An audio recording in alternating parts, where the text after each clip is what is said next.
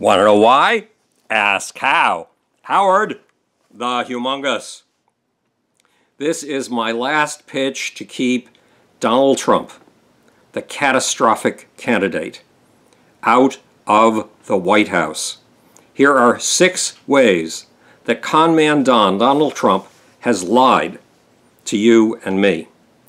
Donald Trump lies. Yes, again, he is a con man. He has sold you on a blank screen and told you that he will give you whatever fantasy you want to project onto that blankness. He has told you that Tuesday's vote is your last chance to save America and to have the nation of your dreams. But can Trump deliver? Can he make America great again? Can he produce more jobs than any other president in history? Let's look at what Donald Trump has claimed versus what he's actually delivered. That should give us a measure of what Trump would deliver if he were in the Oval Office. Donald Trump promised us that if he were made the Republican presidential nominee, he would be the best candidate in history. He said that he would morph from what he was way back then into a stunningly new kind of presidential candidate. He would, he said, astonish us. But did Donald Trump deliver on that promise? No, not one bit. Trump continued doing exactly what he'd done before the primaries. In fact, that's all he could do. He used what his wife Melania calls mean words, slurs against his opponents, like criminal Hillary, lying Ted, little Marco. He continued to belch out tweets at 3 a.m. attacking those who criticized him. He continued to spew out slanders and smears, like his claim that Miss Universe, Alicia Machado, had made a pornographic film, which proved to be false, false, false, false, a phony claim, a lie. It's only in the last days of the election that Trump has listened to his advisors and kept to the script on his teleprompter. It's only in the last days that he has managed to show enough self-control to save himself from his own gaffes, from his own mistakes. Donald promised you and me that he would be the most amazing candidate in history, and guess what? He failed to deliver. Donald Trump also promised to utterly reinvent the party convention, the affair in which a party crowns its candidate. Candidates, or conventions, he said, were boring. If he became the nominee, he said, he would deliver a convention of a kind we had never seen. A convention bristling with the heroes of the sports world and the brightest stars of Hollywood. Did Donald Trump deliver on that promise? Not on your life. His convention had 0 sports heroes on stage. None. Fran Tarkington gave a short performance on video, and that was it. And as for the most astonishing stars of Hollywood, well, those turned out to be Antonio Sabato and Scott Baio. Hillary Clinton's Democratic convention was exactly what Trump promised but could not deliver. It was a radical reinvention of the political nominating convention. It was a work of art that told Hillary's story of idealism and dedication to other people, to serving others. Donald Trump has only managed to inform us about serving himself. And the Democratic convention under Hillary Clinton had more stars than you've ever seen at a political event before in your life. It had Meryl Streep, Lena Dunham, Elizabeth Banks, Andra Day, America Ferrero, Rachel Platten, Al Franklin, and Sarah Silverman. They were all on stage. Then there was the music video in which 35 stars appeared. 35 stars. You can count them. Aisha Taylor, Alan Cumming, America Ferrero, Ben Platt, Billy Porter, Chrissy Fitt, Connie Brighton, Elizabeth Banks, Ellen Green, Esther Dean, Eva Longoria, Garrett Clayton, Hannah Mae Lee, Ian Somerhalder, Idina Menzel, Jamie King, Jane Fonda, Jesse Taylor Ferguson, John Michael Higgins, Josh Lucas, Julie Bowen, Kathy Najimy, Kelly Jackal, Kristen Chenoweth, Mandy Moore, Mary McCormick, Mary Louise Parker, Mike Tompkins, Nikki Reed, Rachel Platten, Renee Fleming, Rob Reiner, Shelley Regner, Saya, and T.R. Knight. 35 in one video. What did Donald Trump, the con man and delusional liar, say about all of this? His failure to deliver, and Hillary Clinton's delivery on what he, Donald Trump, had promised but not delivered? What he says about anybody famous who disagrees with him? All of these more than 40 celebrities were over, said Donald Trump. They were finished. They were fallen stars. They were tired, old, covered with dust. No one watched or listened to them anymore, which is just what he said about the New Yorker magazine and the New York Times when they dished him, when they criticized him. And it's a claim that simply isn't true. Donald Trump is lying. So Donald Trump promised you and me a revolution, but he produced in his convention a second-rate high school production. He lied to us. He could not deliver. But that's not all. Donald also promised that if he were the Republican Party's presidential candidate, he would deliver the most revolutionary new policies in America's political history. Did he? What's his plan for creating more jobs than any president in history, for example? Lower taxes on the super rich and remove regulations from industry. Yes, you heard me. Lower taxes on the super rich and remove regulations from industry. That's his whole jobs policy. Does that sound familiar? It should. It's been the standard Republican policy line since 1872. It's 144 years old. 144 years old and tired and shop-worn and cliched. And guess what? That policy of removing taxes from the rich and regulation from giant corporations has a proven track record of catastrophic, monstrous, astonishing failure. It brought us the long depression of 1873 to 1879, it brought us the Great Depression of 1929 to 1939, and it brought us the Great Recession of 2008. Donald Trump promised startling new policies, the sort of policies that only his genius could produce. And he gave us, guess what? A shabby, dusty, dirty antique. Then there's Donald Trump's plan to repeal and replace Obamacare. After the repeal, what comes next? What do you use to replace Obamacare? What fabulous new health plan will Trump use to make sure that if you or a member of your family have a health crisis, it doesn't bankrupt you? Donald wants to allow insurance companies to compete across state lines. Now that's a good idea, but it's so old and stale that it was first introduced in a congressional bill in 2005, and it's so old and stale that the Washington Insider's newspaper, The Hill, calls it a red herring. Why is Trump's supposed health policy miracle a mere red herring? Because health insurers already sell across state lines. And those insurers take your money and then cheat you.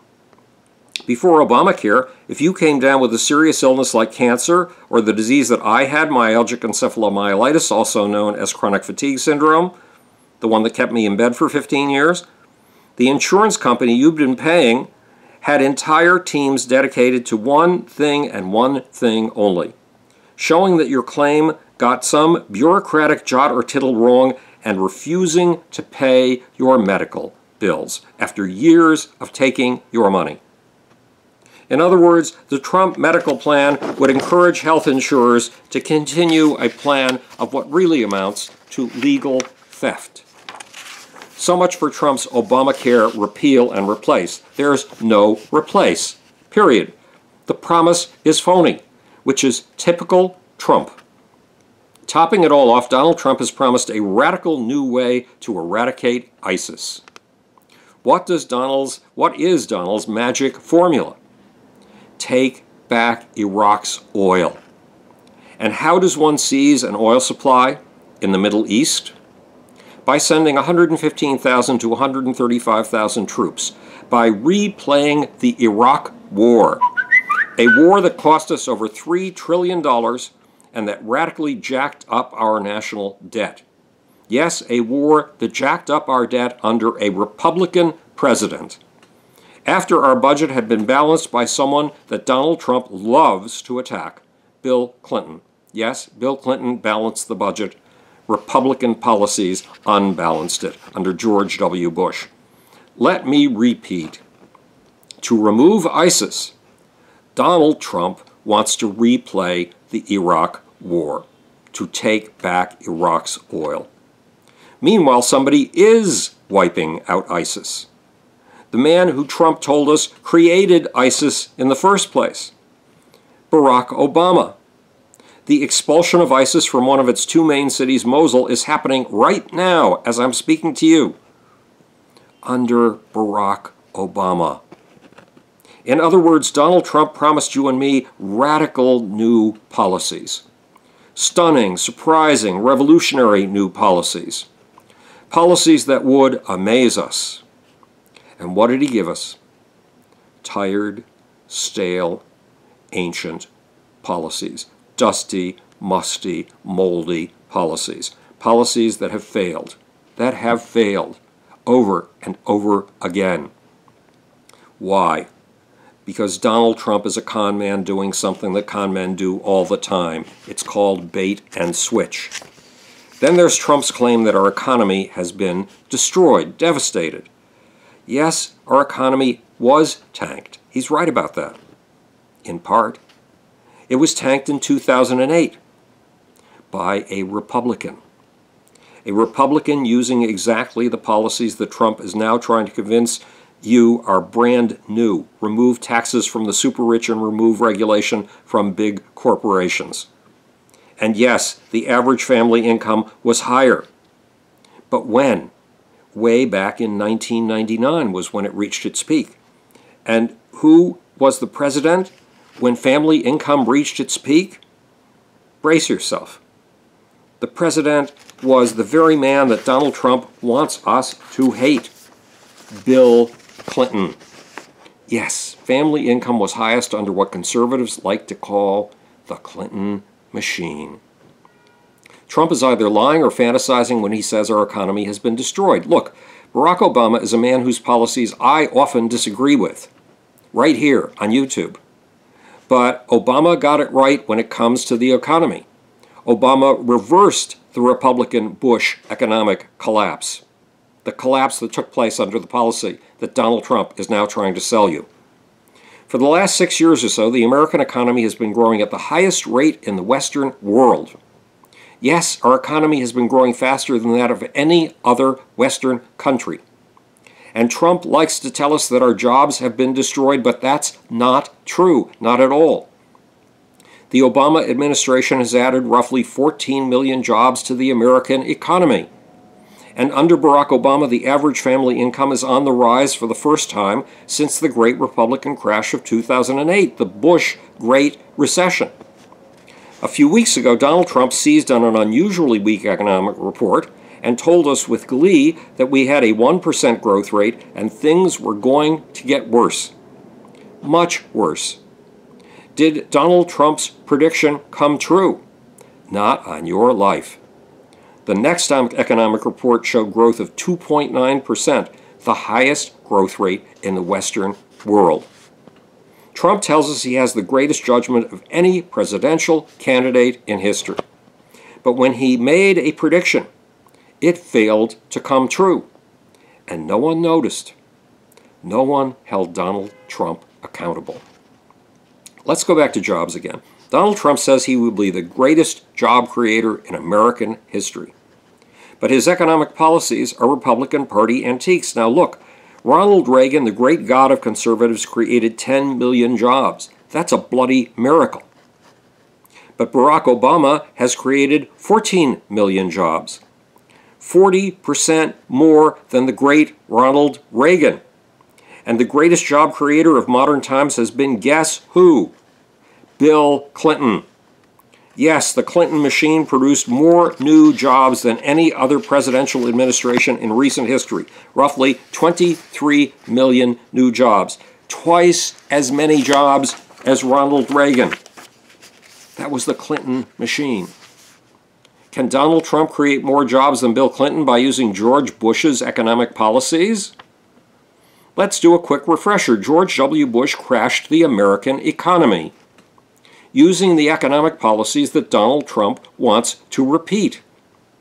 In fact, George Bush the elder actually called the economic policy that Donald Trump now embraces, back in its early days, he called it voodoo economics. But there's more. When Donald Trump's Soho condos came online, just as the Republican George W. Bush Great Recession was hitting, what did the children who Donald Trump has trained in his way of doing things do? They lied. They rushed to reporters and told journalists that folks who wanted condos in the Soho building had better snap them up quickly because they were going fast. 80% of them, the Trump kids said, had been sold. Was that true? Not on your sweet Bippy. Only 20% had been sold. The building was failing. That is the Trump strategy. Cultivate reporters, then make things up. Lie, lie, lie. One more note of caution. If you are a Trump supporter, you value your right to speak out against folks like the Clintons and me. And yes, you have that right. It's guaranteed to you under the First Amendment of the Constitution. In fact, Barack Obama went out of his way to protect that right in a rally November 4th, when he told people who were heckling a Trump supporter in the audience, a Trump protester, he told them to back off because we all have the right to free speech in America. Barack Obama said that. But Donald Trump does not agree with the First Amendment. He doesn't even seem to know it exists. He threatens anyone who criticizes him with libel and defamation suits. His goal is to outspend his victim in court and drive his critics into the poorhouse with legal bills he or she cannot afford, or to at least threaten to bankrupt those who oppose him. There are two world leaders today who follow this Trump policy. One is Trump's would-be buddy, Vladimir Putin. The other is Turkey's Tayyip Recep Erdogan, who has in the past 6 months put roughly 60,000 people who disagree with him in jail. That is not the way to run America. But that appears to be Trump's ideal of leadership. Remember, Donald Trump is a con artist. That's how he's made his fortune.